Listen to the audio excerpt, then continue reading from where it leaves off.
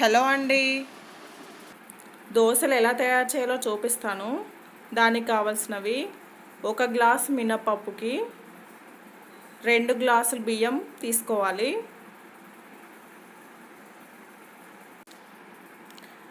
అలాగే 1/2 table spoon మెంతులు, 4 table spoon శనగపప్పు వేసుకోవాలి. ఈ క్వాంటిటీ తీసుకొని వాటర్లో నానబెట్టుకోవాలండి.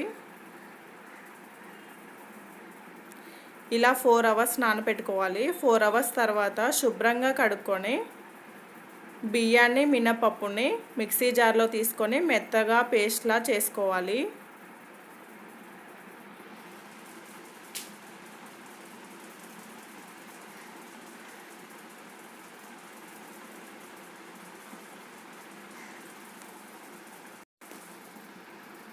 ఇలా మెత్తగా చేసుకొని ఒక బౌల్లోకి తీసుకోవాలండి.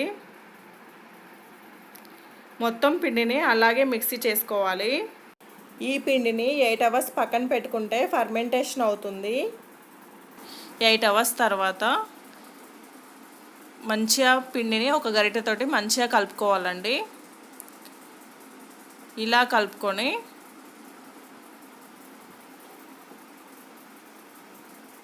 ఒక గిన్నెలోకి తీసుకోవాలండి.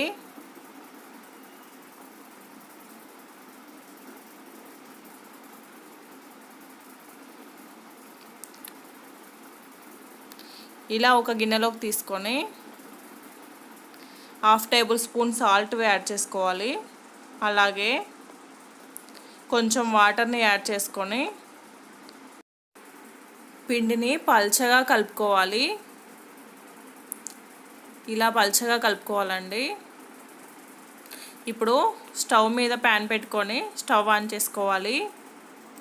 ప్యాన్ వేడెక్కిన తర్వాత ఒక ఆనియన్ని తీసుకొని దోశ ప్యాన్ని రుద్దుకోవాలండి. ఇలా రుద్దుకుంటే దోశ అతుక్కోకుండా వచ్చేస్తుంది.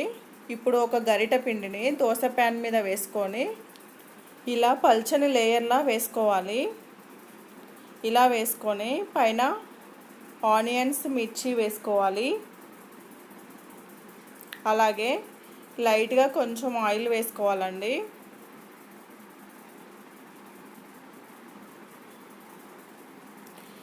ఇలా వేసుకొని మంచిగా ఫ్రై అయిన తర్వాత ఇలా ఫోల్డ్ చేసుకోవాలండి. సాఫ్ట్ అండ్ క్రిస్పీ దోశ తయారైపోయింది. అలాగే ప్యాన్ మీద ఆనియన్తో మరొకసారి రుద్దుకోవాలి.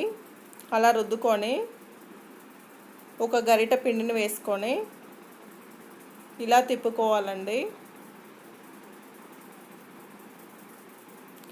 ఇలా తిప్పుకొని కొంచెం ఆనియన్స్, మిర్చి వేసుకోవాలి. కొంచెం ఆయిల్ని స్ప్రెడ్ చేసుకోవాలండి.